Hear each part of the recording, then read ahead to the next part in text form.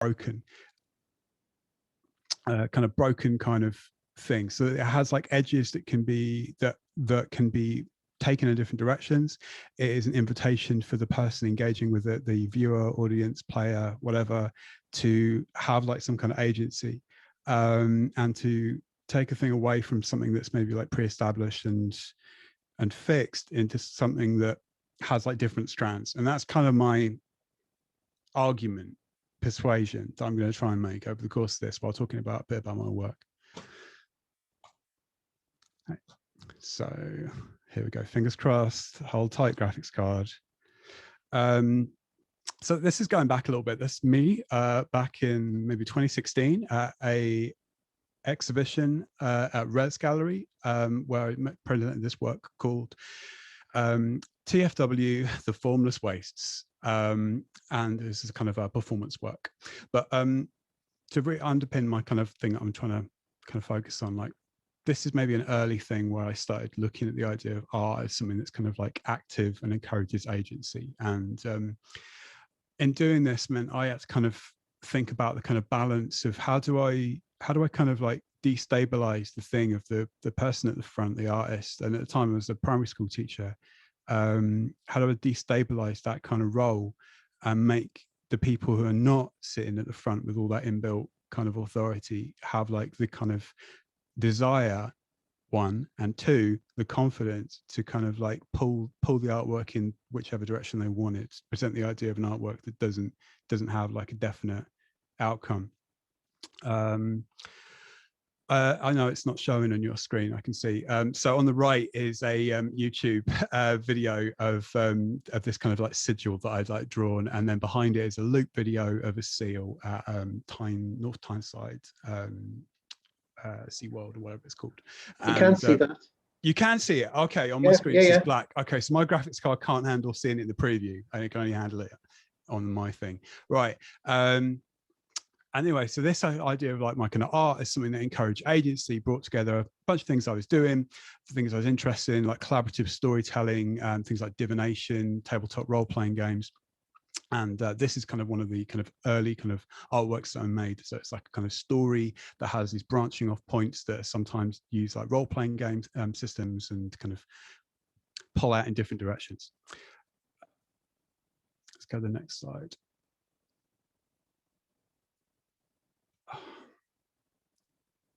Is everything frozen for you guys? I've got everything frozen here. It's still playing. The video is still rolling, unless we've still got the. Okay, I've worked it out. Zoom is just not, the presentation on the slideshow is not going particularly well. Right, yeah. So it pulled things out of role-playing game manual. So here's like a role-playing game manual that I use quite a lot, which is from the 1982 Teenage Mutant Ninja Turtles role-playing source book. So I really like the idea of these things that could be used to generate stuff. So this is a particularly kind of rule-heavy role-playing game system. Basically, if you use this system, you could play these games with almost no imagination of your own at all. There is a roll table for establishing everything. Here's an example of in the game, you play as a kind of quasi-animal human hybrid, and you use a series of D100 dice rolls to establish which kind of animal you are. If you don't want to just go, I am part owl, it breaks down for not only the type of animal, but the kind of the species, and then the aspect of it that you would take on as a character. Really like the kind of the balance in role-playing games between these things that are like very structured and allow you to kind of do everything based on kind of quite hard decisions like the roll of a dice, and things that are quite open and interpretive. So the other role-playing game that I kind of borrowed from quite a lot is this underappreciated Wizards of the Coast game from the 90s called Everway. And Everway doesn't use dice, it uses a tarot deck that looks quite a lot like Magic the Gathering cards, if you've seen those. So every decision, rather than be made with a roll table or just the dungeon master making decision, is made by kind of doing a tarot draw and then collectively interpreting what it means. And this could be for like establishing the landscape that you enter when you exit a dungeon. It could be for establishing the relationship that you have with another character. Every aspect can be this thing. So this is like, there is a framework to work with, but it's not a thing that goes, yeah, you've definitely fallen in this. You definitely rolled a 6. That means this is the answer. So I'm kind of interested in these two things. One that kind of kind of gives you a kind of structure, and the other one's quite open. This continues into kind of my overall kind of another aspect of my overall work, which is the idea of like appropriation. So on the right we have Kathy Acker, and on the left we have a iconic scene from the original Resident Evil, with some house lyrics over the top. So I'm interested in this thing of like taking an element and then bending it, like taking a piece of material, whether it's like kind of a game or a narrative or something, and then applying something else to it. So fan art is like kind of maybe the principal idea of this, but I think that role-playing games such as the Teenage Mutant Ninja Turtles one, they encourage this kind of stuff. So you got the IP of the Teenage Mutant Ninja Turtles, and then you're encouraged to do something else with it. So there's the machine, which is the world of the turtles, and then you plug something else into it, which is your interests or whatever. This is very similar to kind of the work that Kathy Acker was doing with writing, taking kind of established texts such as Great Expectations, and then plugging different characters into them and rewriting the story. Other things, the kind of idea of like encountering something that isn't you. This is probably my main interest in horror. That's my main thing, is that the kind of the effective encounter with ulteriority, dealing with something that is not recognizable, and like how to negotiate that. Iconic post from Lil B.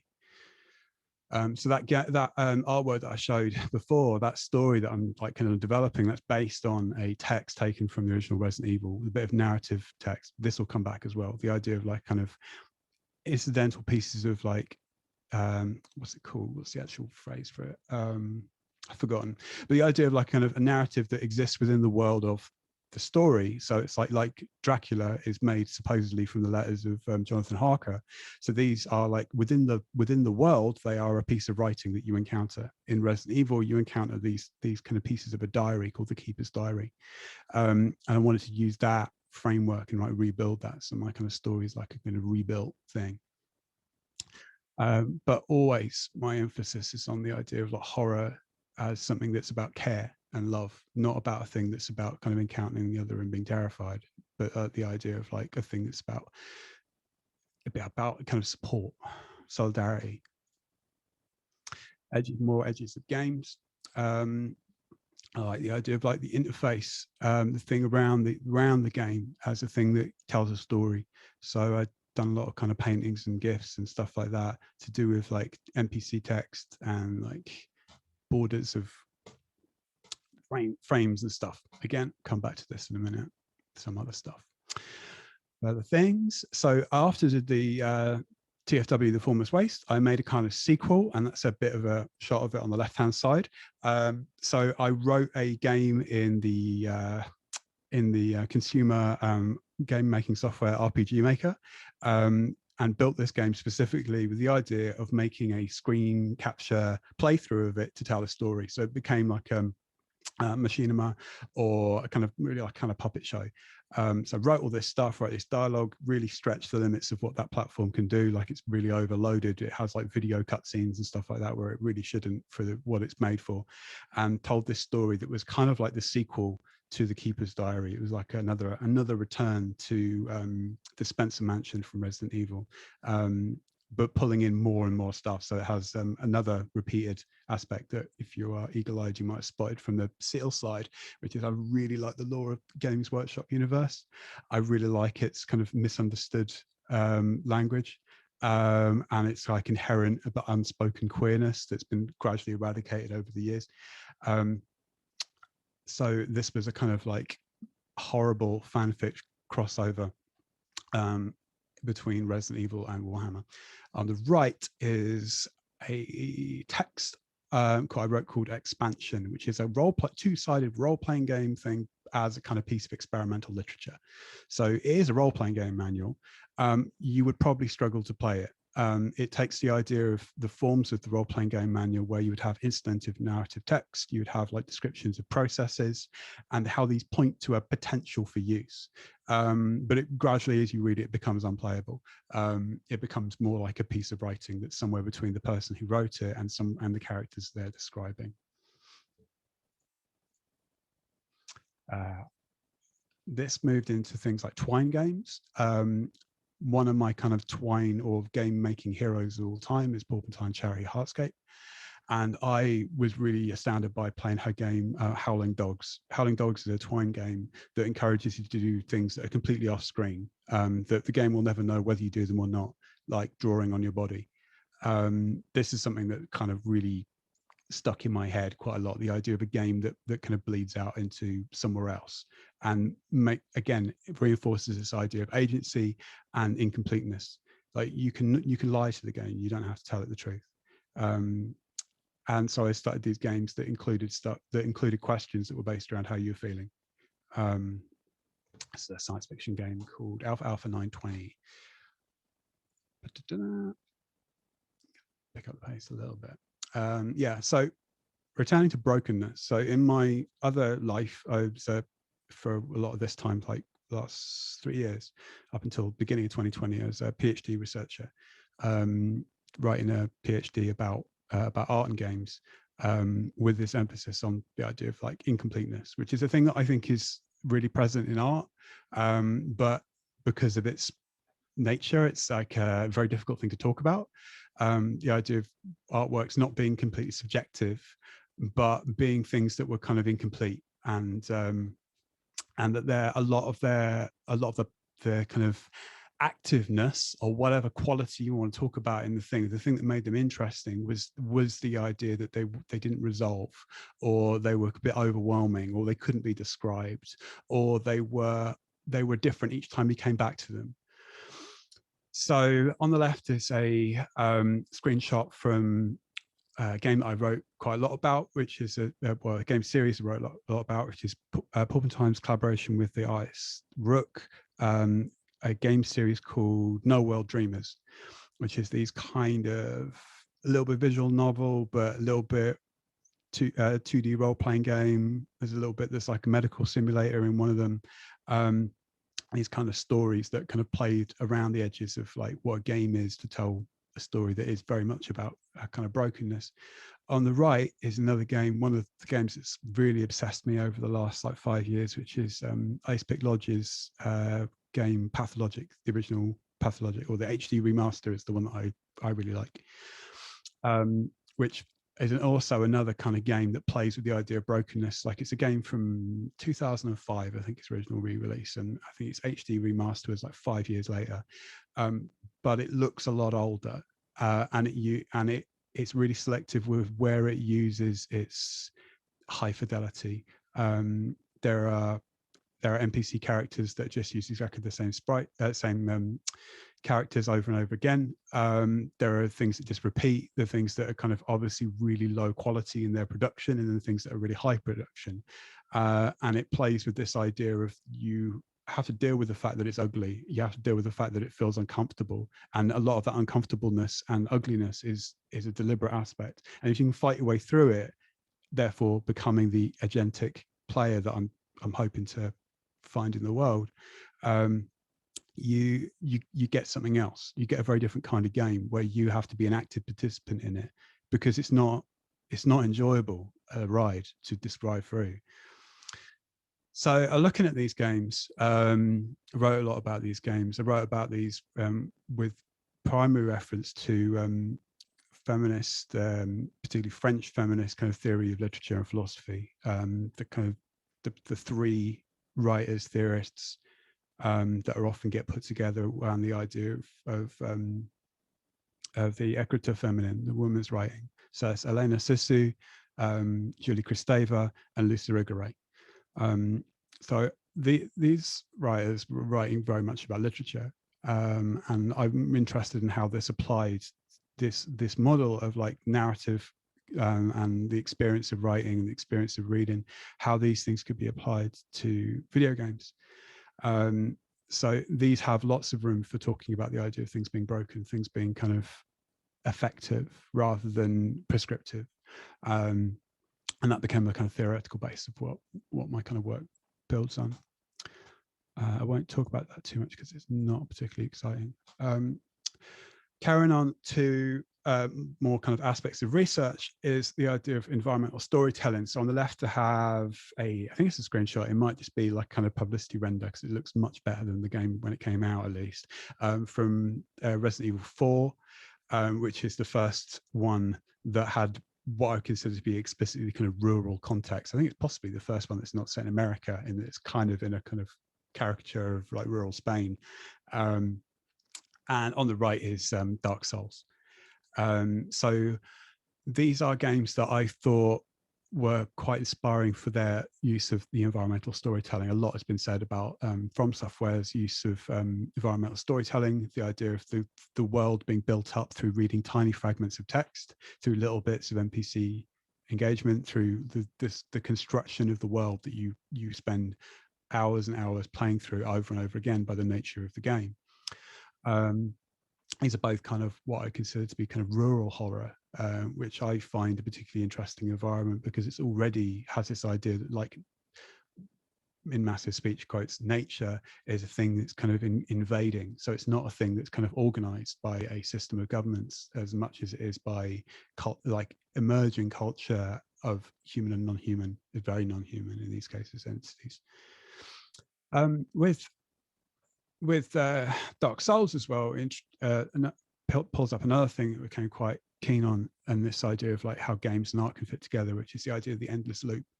The idea that you would play, so for the few people that are still unfamiliar with Dark Souls now, Dark Souls is a game where you will play the same thing over and over and over again. The whole nature of the experience of the game is that you will get slightly better, but you will die, and then you will do it again, and you'll get slightly better, and then you will die, and you will play this in the same area, often fighting a sequence of the same enemies, because they respawn every time you do, every time you recover some health.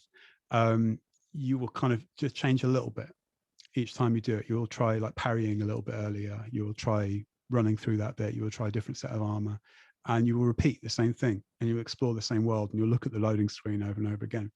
And it's a really, really exciting kind of thing. Like it's a very old style of game. I think I hated Dark Souls for a long time until I understood that it was Metroid, that it was Castlevania, that it was a kind of a game where when you rolled off the edge of the screen, everything reset behind you and you had to do it all again. And then it kind of made sense to me. And this is a thing that I think is a kind of experience that I find quite exciting in a game. Like you make the player have to kind of like find a reason to do it again. So that's just a kind of like mood that kind of will underpin some of the games I made in the last year.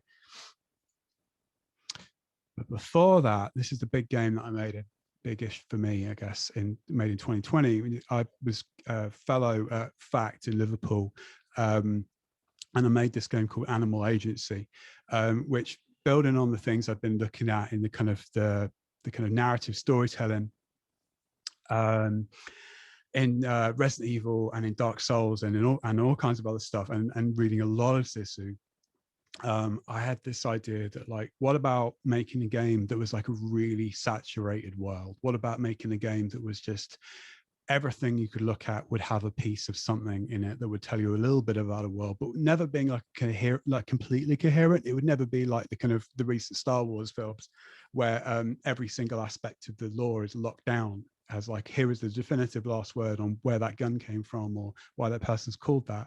It would be a thing that just kept pointing outwards forever.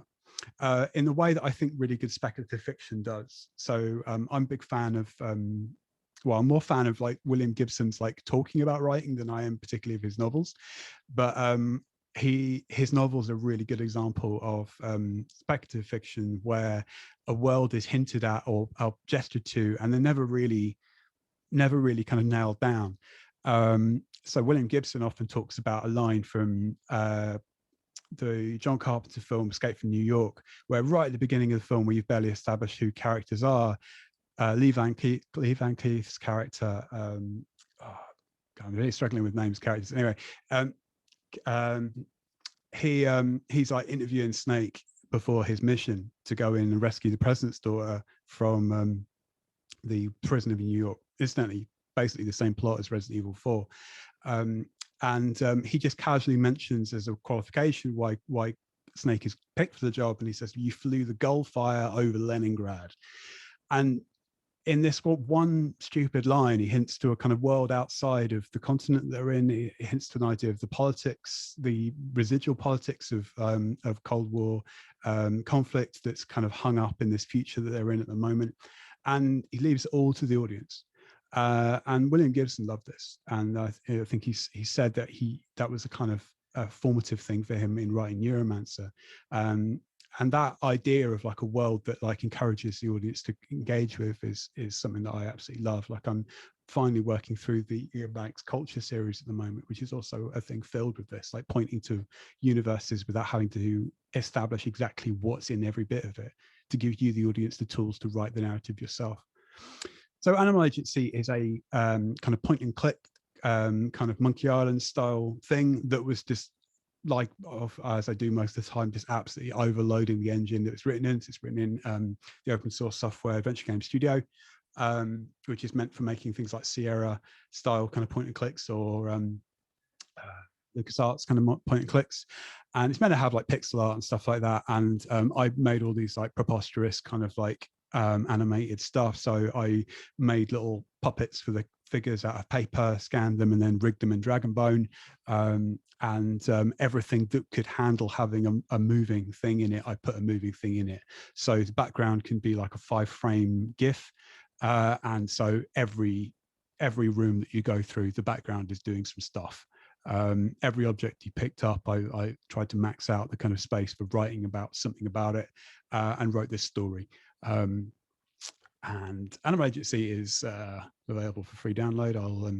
All my games are free. No, still from Animal Agency. I have got a playthrough. My clock, I'm not worried about the time, so I won't do the playthrough, but I will drop a link if you don't even want to download it. And it's mostly most reliable on Windows. It runs quite well on Linux. I can't even test it on Mac because I haven't got a Mac. I had to get it ported by someone.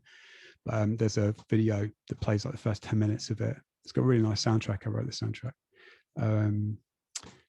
More of my research, kind of the idea of the edges of the game telling a story, and we're always like pointing out to other stuff. So this is from Paul Kosminski's World of Horror, which is a wonderful 1-bit Junji Ito style kind of graphics horror exploration game where you also die quite a lot, but all the interface and stuff is kind of part of the narrative that folds within the game, so you feel like you're playing a game that's within a world.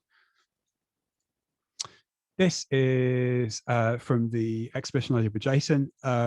This is my game, which, oh god, it's called Mansions of Mist 1, which is an AR game. So if you get the app that Jason made, Unfolding Shrines, my thing is this, which tells this kind of this story and has all these little critters and stuff.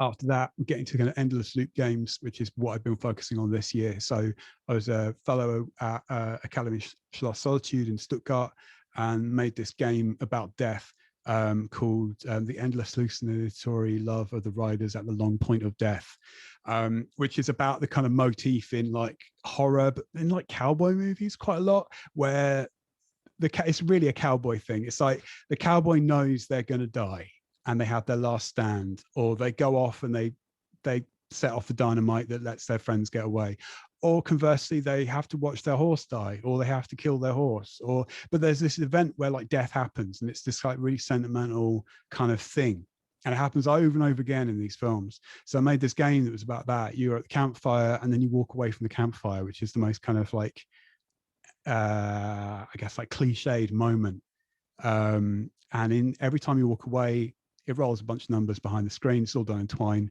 and gives you a different outcome of this, of what happens. Banging on.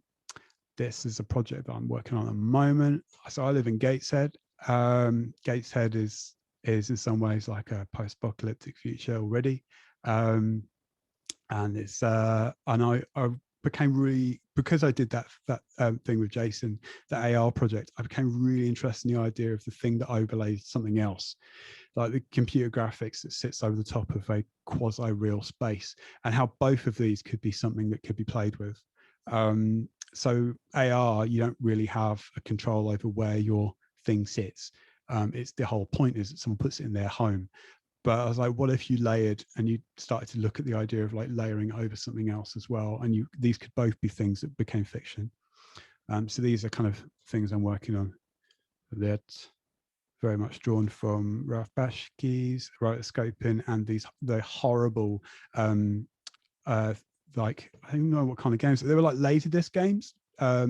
I remember playing one of these at computer fair on like the Philips CDI or something, where there were just these infuriating kind of overly visual kind of games. This is some work from, okay, this was like prototyping for Literary Party Train, which is a game I made for another endless loop game that I made for Wysing Art Centre in Cambridge. This is much more, I'm really happy with this actually. I mean, the other ones I'm happy with, this one I'm really happy with. Like I managed to get Twine to do everything I wanted it to do. This is another kind of endless loop game about carrying a coffin around a kind of a medieval parish, and different things happening at each point. You have to drop the coffin off. That's also available free on Wysing's website, which it was part of a residency that I did with the next speaker actually, which is Danielle Braithwaite Shirley, who is a much more competent game designer than me. And very lastly, this is like the kind of researchy stuff that I'm doing at the moment. So back to Sisu, there's this book that she wrote called 3 Steps on the Ladders of Writing, where she talked about kind of reading and writing, particularly about horror, but not always horror literature, and the kind of process of writing. She often talks about it in relation to about coming to familiarity with death, coming to like into a place where you deal with something you didn't have words for, or you deal with something that's kind of too much to describe, or you try and deal with these things that are like overwhelming. And one of the motifs that she uses is the idea of a ladder that's being descended. And this kind of thing stuck in my head for ages. So I've been playing a lot of Death Stranding in the last few months. And I really like Hideo Kojima's games. And I really like how, I mean, people often talk about how they're very cinematic, but I think they're really, really literary as well. They really feel, they're full of this idea of like, of things that feel like the grand novel. And they're also full of ladders. So this is beginnings of some research I've been doing. Dark Souls, more endless ladders. There's that. I mean, that thing before was from Metal Gear Solid 3, which is the kind of like famous scene in that where you kind of like just are given this time to have a think as you climb the ladder, and some epic music plays, and this ladder goes on and on and on. And I've reversed it because I'm interested in the ladders going down. But I do have this thing, you've been giving me loads and loads of time to think. And as I said, I've been playing a lot of Death Stranding, and ladders, the whole of Death Stranding could in a way have written and could have been made having like looked at like Sissy's work, because it feels very much like this kind of thing, like dealing with death, going round and round and round, crossing and making connections and things like that. And very lastly, this is the thing I just finished. So back to kind of fan fiction and stuff like that. Back to Resident Evil 4.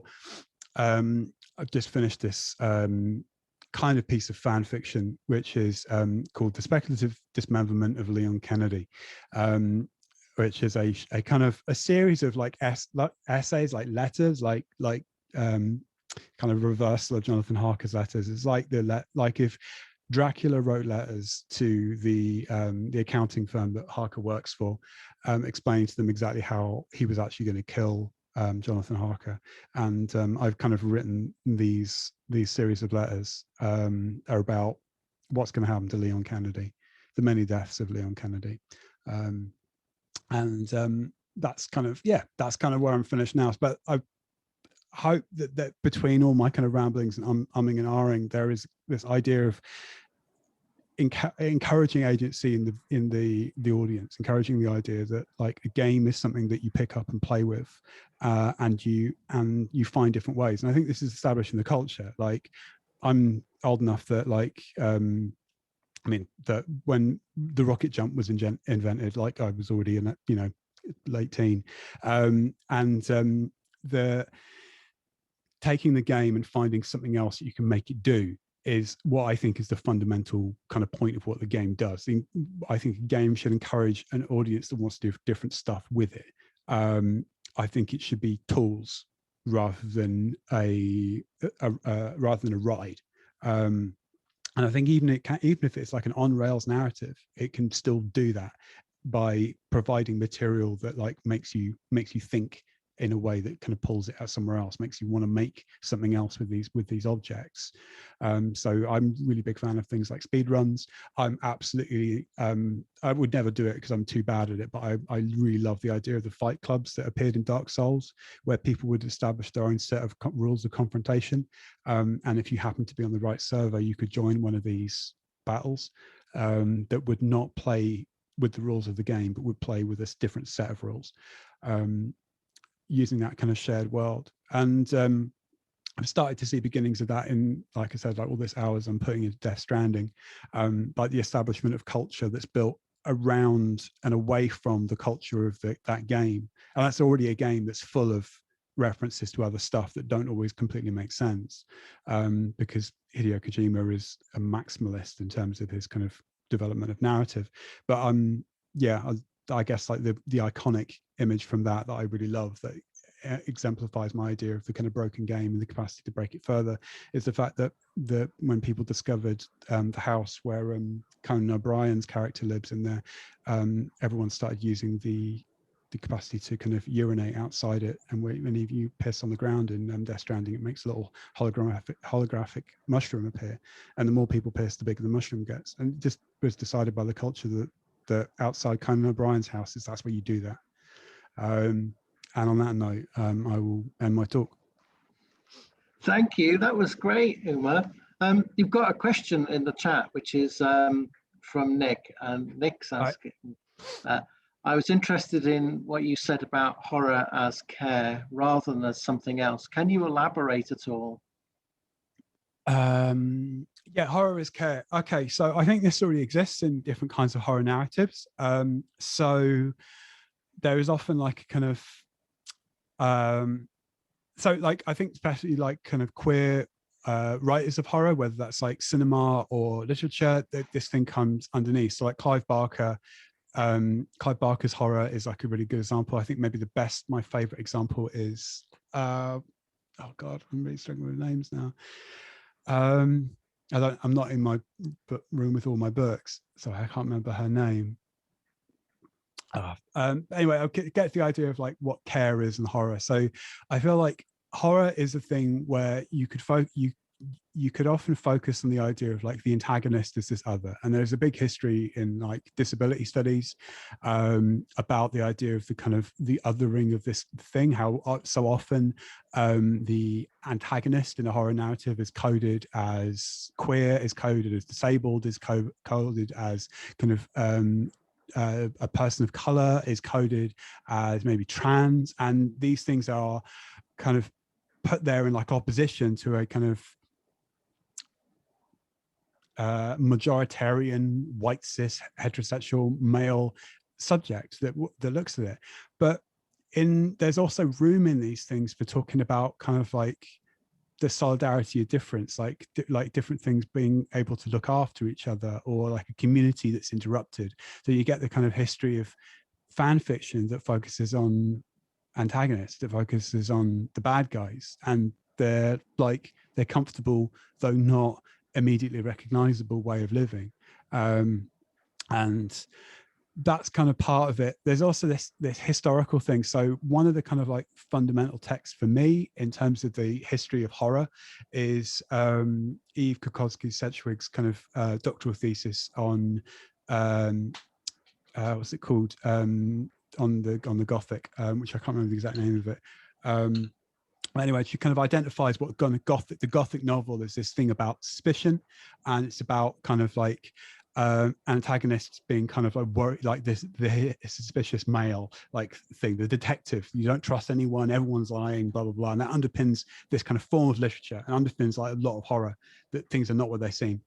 And then the final book that Cedric writes is introduced the idea of like the reparative reading, which is when you kind of like drop all of that.